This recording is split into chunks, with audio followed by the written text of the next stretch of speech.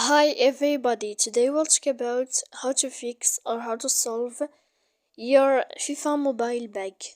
To know how to fix or how to solve FIFA mobile bug, you should just go to settings.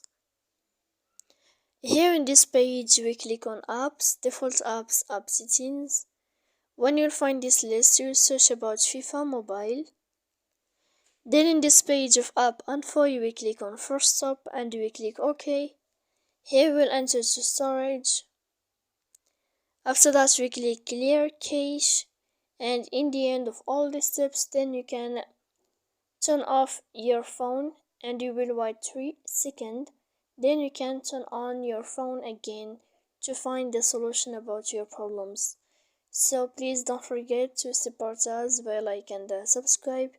See you next time in another video, and thank you for watching.